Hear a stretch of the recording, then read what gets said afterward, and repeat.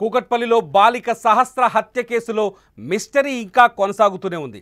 2 రోజులుగా నిందితుల కోసం పోలీసులు వెతుకుతున్నారు. ఇప్పటి వరకు ఎటువంటి ఆధారాలు దొరకకపోవడంతో కేసు ఛేదన కష్టంగా మారుతోంది. పాప కుటుంబానికి దగ్గర వాళ్ళే హత్య చేశారని అనుమానిస్తూ పలువురిని అదుపులోకి తీసుకొని విచారిస్తున్నారు పోలీసులు. బాలిక ఇంటి కింద ఉన్న సంజయ్ అనే వ్యక్తిని కూడా పోలీసులు విచారిస్తున్నారు. అయితే సంజయ్ను కేవలం విచారణ నిమిత్తం తీసుకెళ్లారని, హత్యకు ఎలాంటి సంబంధం లేదని అతడి భార్య చెబుతోంది. తన భర్త నిందితుడని ప్రచారం చేయొద్దని విజ్ఞప్తి చేస్తోంది. మీడియాలో వస్తున్న వార్తలు అవాస్తవమని, ఇంటి కింద ఉన్నాం కాబట్టే ప్రశ్నిస్తున్నారు తప్ప తమకు హత్యతో సంబంధం లేదని చెప్పుకొస్తుంది సంజయ్ భార్య. ఆ కుటుంబంతో తమకు ఎలాంటి గొడవలు లేవని కూడా ఆవిడ క్లారిటీ ఇస్తుంది. సంజయ్ ఎక్కడైతే మొత్తానికి సహస్ర కుటుంబం ఎక్కడైతే సంగీత్ నగర్లో నివాసం ఉంటుందో ఆ ఇల్లు మొత్తం 3 అంతస్తులుగా ఉంటుంది. పెంట్ హౌస్లో సహస్ర కుటుంబం నివాసం ఉంటుంది. 2వ అంతస్తులో సంజయ్ కుటుంబం నివాసం ఉంటుంది. అయితే సంజయ్ ఆ రోజు 18వ తేదీన సహస్ర హత్య జరిగిన రోజు ఆఫీస్కి వెళ్ళలేదు. ఆ రోజే ఇంట్లోనే ఉన్నారు. అయితే సహస్ర ఇంట్లో ఉన్న విషయం తమకు కూడా ఏమాత్రం తెలియదని సంజయ్ భార్య చెబుతోంది. సంజయ్ భార్య తన భర్త చాలా రోజులుగా పనికి వెళ్తున్నాడని, తమకి కూడా 2 కూతుళ్ళు ఉన్నారని, తమ ఇద్దరు కూతుళ్లతో ఎవరైతే చనిపోయిన దారుణ హత్యకు గురైన సహస్ర నిత్యం ఆడుకునేదని సంజయ్ భార్య చెబుతున్నారు. అంతేకాదు తన భర్త పేరుతో బయట ప్రచారం జరుగుతోందని, పోలీసులు కూడా ఎటువంటి స్పష్టత ఇవ్వటం లేదని చెబుతున్నారు సంజయ్ భార్య. ఎందుకంటే సంజయ్ భార్య కూడా మీడియాతో మాట్లాడారు, సుమన్ టీవీతో కూడా మాట్లాడారు. సహస్ర హత్యని ఆమె తీవ్రంగా ఖండిస్తున్నారు. తనకు 2 బంగారం లాంటి కూతుళ్ళున్నారు. అటువంటి పాపని, రోజు తమతో మాట్లాడే పాపని, తమ పిల్లలతో ఆడుకునే పాపని ఇంత దారుణంగా హత్య చేస్తారని, గుర్తు తెలియని దుండగులు చంపేస్తారని ఎక్స్పెక్ట్ చేయలేకపోతున్నామని సంజయ్ భార్య చెబుతోంది. అంతేకాదు సంజయ్ కుటుంబానికి, అంటే తమ కుటుంబానికి, సహస్ర తల్లి రేణుక కావచ్చు, ఆమె తండ్రి కృష్ణ కావచ్చు, వాళ్ళతో ఎటువంటి విభేదాలు లేవని చెబుతోంది సంజయ్ సతీమణి. ఈ నేపథ్యంలో సంజయ్ హంతకుడనే ప్రచారానికి కొంత తెర పడాలని ఆమె చెబుతున్నారు. దయచేసి తన భర్త పేరుని వాడొద్దని, తన భర్తకి ఈ హత్యతో ఎటువంటి సంబంధం లేదని, విచారణ నిమిత్తం ఆ రోజు హత్య జరిగిన రోజు ఇంట్లో తన భర్త మాత్రమే ఒక పురుషుడు తన భర్త మాత్రమే ఉన్నాడని, మిగతా వాళ్ళెవరూ లేరని, తన భర్త ఆ రోజు డ్యూటీకి వెళ్ళకపోవటం, ఇంట్లోనే ఉండటం వల్ల అనుమానించారు పోలీసులు. కేవలం ప్రశ్నిస్తున్నారు తప్ప మరొక అపవాదు వేయకూడదని, కేవలం అనుమానితుడుగానే, సస్పెక్ట్గానే ప్రచారిస్తున్నారు తప్ప తన భర్తకి హత్యకి ఎలాంటి సంబంధం లేదని చెప్తోంది సంజయ్ సతీమణి. అయితే సంజయ్ కూడా ఒరిస్సా నుంచి వచ్చిన వ్యక్తి, ఇక్కడే ఉంటూ కొంతకాలంగా లోకల్గా చిన్న ఉద్యోగం చేస్తున్నాడు. కష్టపడి తన కుటుంబాన్ని పోషించుకుంటున్నాడు. సంజయ్కి భార్య, 2 పిల్లలు కూడా ఉన్నారు. మొదటి నుంచి ఏదో చేతబడి కోణాన్ని తీసుకొచ్చారు, కానీ పోలీసులు కూడా చెప్తున్నారు ఈ చేతబడి కోణంలో స్పష్టత లేదు, ఎవ్వరూ చేతబడి అంశాన్ని తీసుకురావాల్సిన అవసరం లేదు, హత్యకి చేతబడికి ఎటువంటి లింకు లేదు, అటువంటి ఆధారాలేమీ దొరకలేదని బాలానగర్ పోలీసులు కూడా చెప్తున్నారు. ప్రస్తుతానికి బాలానగర్ పోలీసుల దగ్గర 4 వ్యక్తులు అదుపులో ఉన్నారు. అది కూడా ఈ ఇంట్లో నివాసం ఉండే వాళ్ళే, ఈ ఇంటికి సంబంధించిన వ్యక్తులే అని తెలుస్తోంది. ఆ 4ని ప్రశ్నిస్తున్నారు. వాళ్ళ ద్వారా కొన్ని ఆధారాలు కూడా సేకరించే ప్రయత్నం చేస్తున్నారు. ఎందుకంటే పోలీసులు చాలా స్పష్టంగా ఒక నిర్ధారణకు వచ్చారు. ఆ సహస్రాన్ని చంపింది బయటి వ్యక్తులు కాదు, ఖచ్చితంగా ఆ బిల్డింగ్కి సంబంధించిన వ్యక్తులే, ఆ బిల్డింగ్లో ఉన్న వ్యక్తులే అని పోలీసులు ఒక నిర్ధారణకు వచ్చారు. సహస్ర ఇంట్లో ఒంటరిగా ఉందనే విషయం బయట వ్యక్తులు ఎవరికీ తెలియదు, కేవలం ఆ బిల్డింగ్లో ఉన్న వ్యక్తులకే తెలుసు అనేది ఒక పాయింట్ అయితే, 2వ పాయింట్ వచ్చేసి హంతకుడు ఆ ఇల్లు దాటి బయటకు వెళ్ళలేదని, హత్య చేసిన తర్వాత ఆ ఇల్లు దాటి బయటకు వెళ్ళలేదని పోలీసులు ఒక స్పష్టమైన క్లారిటీకి వచ్చినట్టుగా తెలుస్తుంది. ఎందుకంటే ఇల్లు దాటి ఆ హత్య జరిగిన ప్రాంతం నుంచి పోలీస్ జాగిలాన్ని తీసుకొస్తే అది కేవలం ఇంటి చుట్టూ మాత్రమే తిరిగిందని, ఆ తర్వాత ఎటువంటి ఆధారాలు అక్కడి నుంచి దూరం వెళ్ళినట్టుగా ఎటువంటి స్పష్టత తమకు రాలేదని చెప్తున్నారు. అంతేకాదు హత్య చేసిన వ్యక్తి గతంలో నేరం చేసిన వ్యక్తి కాదని, ఖచ్చితంగా ఇది కక్షపూరితంగా కుట్రతో మనసులో ఏదో కోపాన్ని పెట్టుకొని హత్య చేశాడని పోలీసులు ఈ పాయింట్స్ ఈ క్లారిటీకి వస్తున్నారు. ఎందుకంటే సహస్ర ఒంటిపైన మీకు రోజు వింటూనే ఉన్నారు, చెప్తూనే ఉన్నాం. సహస్ర ఒంటిపైన మెడపైనే దాదాపు 18 కత్తిపోట్లుంటే ఆమె పొట్ట భాగం పైన 7 కత్తిపోట్లున్నాయి. అంటే ఒక వ్యక్తిని ఇంత దారుణంగా ఇన్నిసార్లు పొడిచి చంపాల్సిన ఆలోచన ఎవరికి ఉంటుందంటే కేవలం కుట్రపూరితమైన ఏదైనా కసితో కుట్రతో ఉద్దేశపూర్వకంగా చంపాలనే ఉద్దేశంతో వచ్చిన వాళ్ళు మాత్రమే ఇంత దారుణంగా చంపేస్తారనే పోలీసులు ఒక క్లారిటీకి వచ్చారు. చాలా స్పష్టంగా పోలీసుల ఈ విచారణని ఒక్కసారి ఫాలో అవుతే అర్థమవుతోంది. ఒకటి, ఆ బిల్డింగ్ దాటి హంతకుడు బయటకు వెళ్ళలేదు, ఆ బిల్డింగ్లోనే ఉన్నాడు, ఎవరో ఆ వ్యక్తి అనేది తేలాల్సి ఉంది. రెండోది, లేదంటే ఆ బిల్డింగ్కి రెగ్యులర్గా వచ్చే వ్యక్తుల్లో ఒకరై ఉండాలి. రెండోది వచ్చేసి హంతకుడు ఆ బిల్డింగ్ చుట్టే తిరిగాడు, ఏదైతే డాగ్ స్క్వాడ్ చెప్పినట్టుగా ఆ బిల్డింగ్ చుట్టే డాగ్ స్క్వాడ్ తిరిగింది కాబట్టి హంతకుడు కూడా ఆ బిల్డింగ్కి చాలా దగ్గర సంబంధాలు ఉన్నాయనేది చాలా స్పష్టంగా అర్థమవుతుంది. మూడోది వచ్చేసి హత్య పగతో కుట్రతో జరిగిందని అర్థమవుతుంది. పోలీసుల విచారణను మనం ఫాలో అవుతే చాలా స్పష్టంగా పోలీసులు చెప్తున్నారు, బాలిక ఒంటిపైన కత్తితో ఆ పొట్ట భాగంలో 7 చోట్ల, మెడ భాగంలో 14 చోట్ల పొడిచారు. అంటే ఖచ్చితంగా సహస్రాన్ని చంపాలని ముందుగానే ప్లాన్ వేసుకొని వచ్చి ఒంటరిగా దొరికింది కాబట్టి చంపేశారని అర్థమవుతుంది. ఇవన్నీ చూస్తుంటే ఒక ఉద్దేశపూర్వకమైన హత్య అని చాలా స్పష్టంగా అర్థమవుతుంది. హంతకుడే ఇంతవరకు దొరకట్లేదు. ఎందుకు హంతకుని పట్టుకోలేకపోతున్నారు అనేది అతిపెద్ద ప్రశ్నగా మారుతోంది. అయితే ఆ ఇంటి పరిసరాల్లో ఇంట్లో సీసీ కెమెరాలు లేకపోవడం, ఇంటి యజమాని కూడా చాలాసార్లు మాట్లాడుతున్నాడు, తమ దగ్గర డబ్బు లేవు, అప్పు చేసి ఇల్లు కట్టాను, అందుకని సీసీ కెమెరాలు పెట్టించలేకపోయానని చెప్తున్నాడు. ఇంటి యజమాని ప్రకారం కూడా ఆ ఇంట్లో సీసీ కెమెరాలు లేవు కాబట్టి నిందితుడిని గుర్తించడం చాలా కష్టంగా మారింది. రెండోది వచ్చి ఆ ఇంటి పరిసర ప్రాంతాల్లో కూడా ఎక్కడా సీసీటీవీ ఫుటేజ్ లేవు. ఇంటికి చాలా దూరంలో ఒక సీసీటీవీ కెమెరా ఉంది, మీరు స్క్రీన్ పైన చూస్తున్నారు.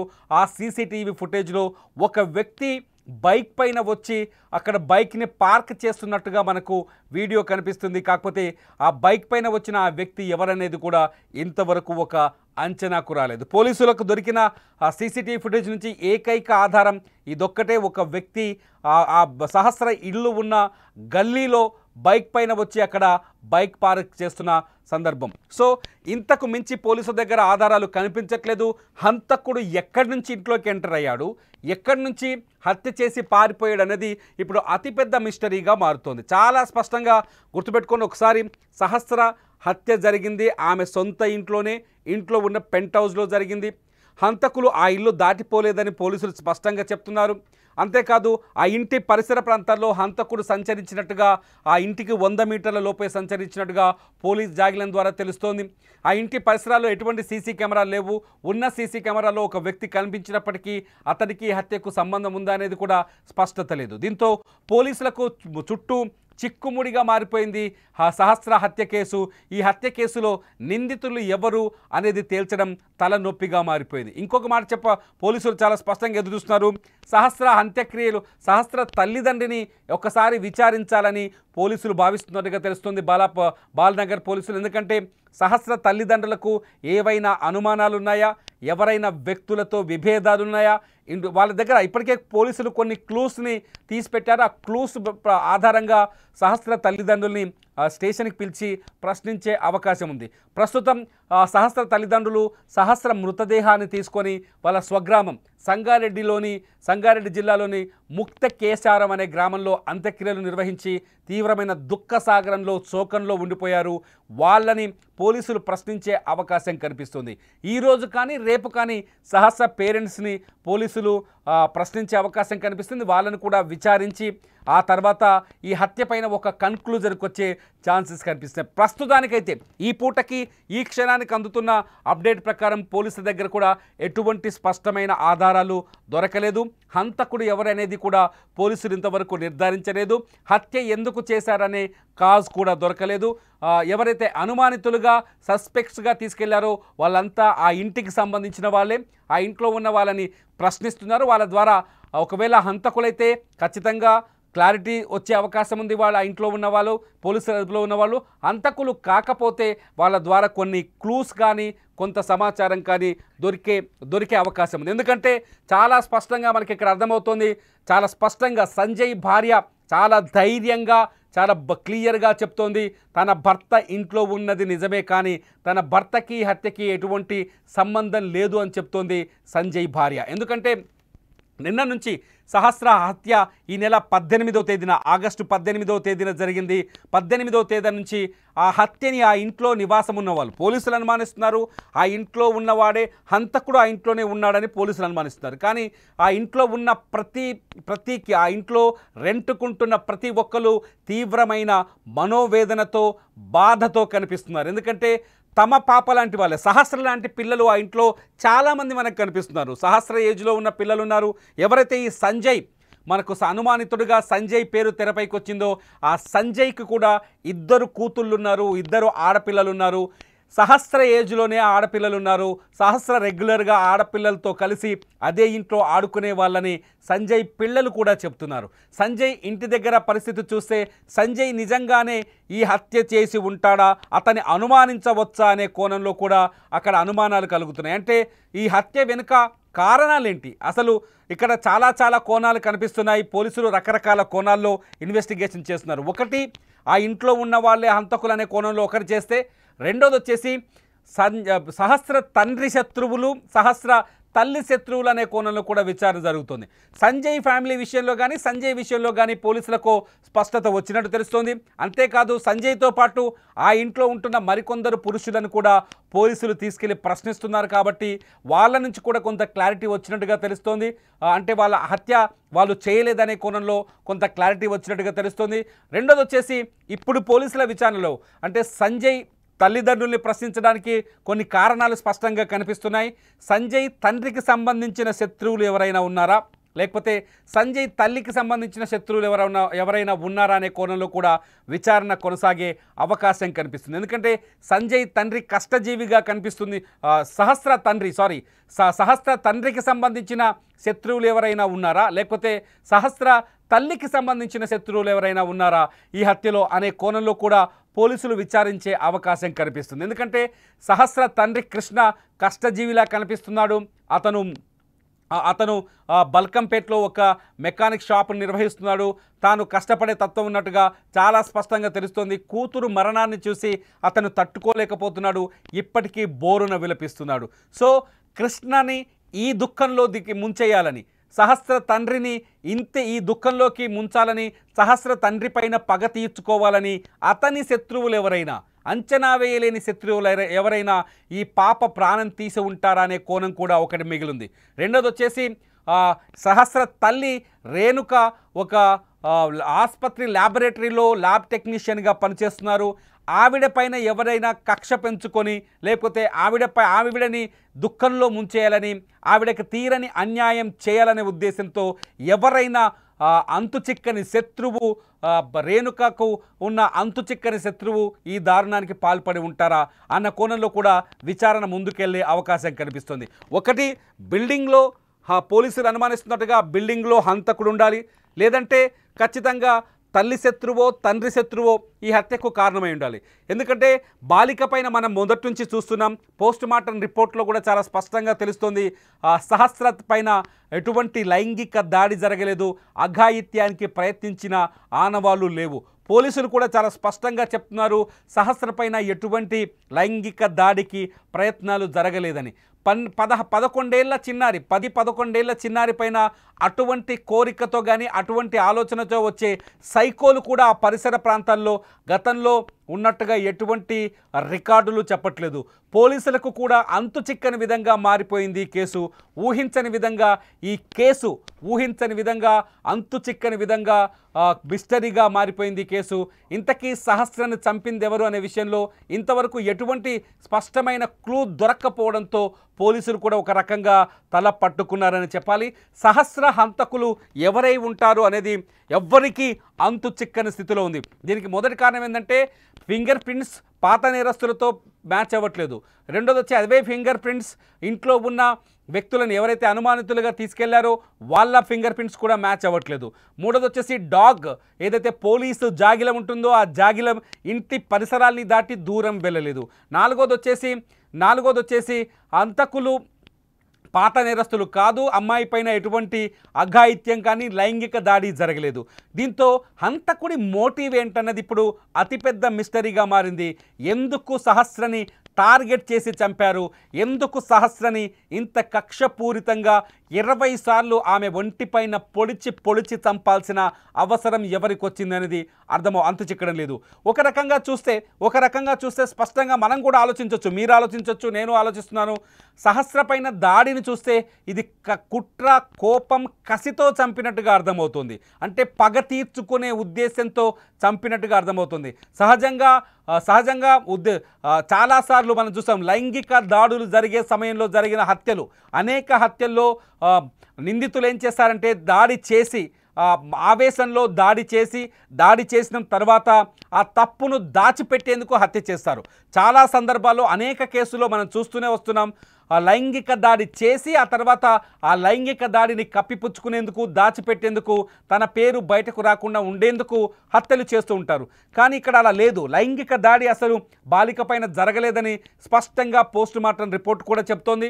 లైంగిక దాడి జరగలేదు. ఎట్ ది సేమ్ టైం కసితో అమ్మాయిని కత్తితో పొడిచి చంపేశారు. ఈ రెండు చూస్తుంటే పూర్తిగా విరుద్ధంగా కనిపిస్తున్నాయి.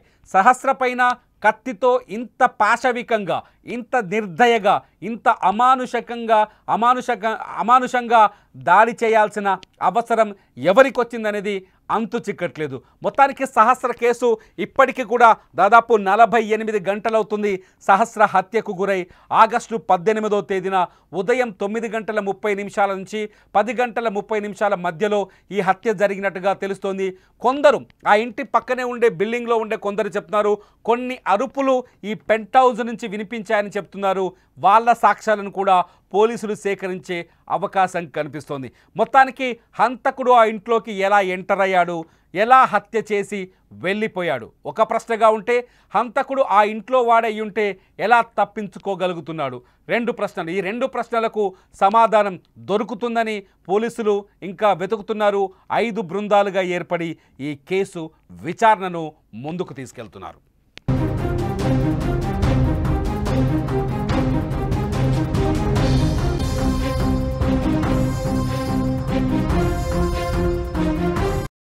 ఏం జరిగిందో ఏం తెలియదు మ్యామ్. 12:30కి ఆయన లంచ్ ఇవ్వడానికి వచ్చారంట. ఇంతలోగా అంకులు కేకేసి పైన ఏమో ఏడుస్తున్నారు చూడుకో అంటే చూసేసరికి పాప బ్లడ్లో పడి ఉంది. మొత్తం పొట్టలో 2-3 సార్లు పొడిచడం, పేక్ కట్ చేసిండు. మా హస్బెండ్ పక్కన ఉన్న ఆమె, ఒక ఆమె కింద కిరేకున్న ఆమె, ముగ్గురిపై ఫస్ట్ చూసిండు. వాళ్ళ డాడీ ఫస్ట్ చూసిండు. వాళ్ళ డాడీ గట్టిగా ఏడవగానే ఎందుకు ఏడుస్తున్నారని పోయి చూసిండు. ఎవరికి తెలియదు, ఆయన గడియ పెట్టి పోయిండంట. కింద ఫ్లోర్లో ఉంటాం. లేదు, మాకు చివరి పోర్షన్ అంటే పోర్షన్ ఇది మెట్లు అవి కదా, మాకు తెలియదు. మా లోపలనే తెలియదు అనమాట. మాకు వెళ్ళేది వచ్చేది తెలియదు. అట్లా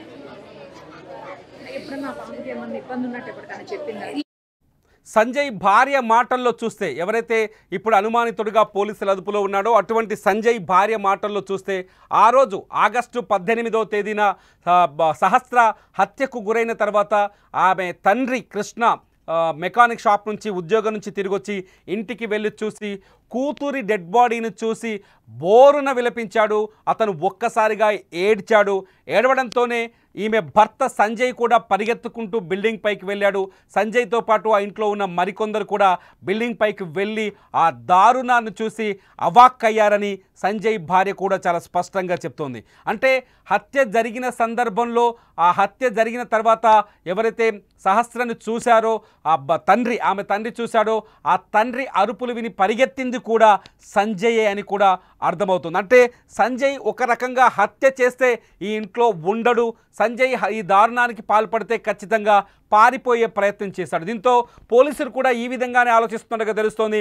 సంజయ్కి హత్యకి ఎటువంటి సంబంధం లేదనే ఆలోచనలో ఉన్నట్టుగా తెలుస్తుంది. పోలీసులు కూడా హంతకుడు ఎవరు, సంజయే హంతకుడా, లేకపోతే సంజయ్ అనుమానితుడా, లేకపోతే ఆ ఇంట్లో మిగతా నలుగురు ఎవరైతే ఉన్నారో వాళ్ళు అనుమానితులు అనే కోణంలో మాత్రమే ఉన్నారు. ఎటువంటి హంతకుడి పేరు ఇప్పటి వరకు డిక్లేర్ చేయలేదు. ఎటువంటి సాక్ష్యాలు కూడా పోలీసులకు దొరికినట్టుగా ఆధారాలు లేవు.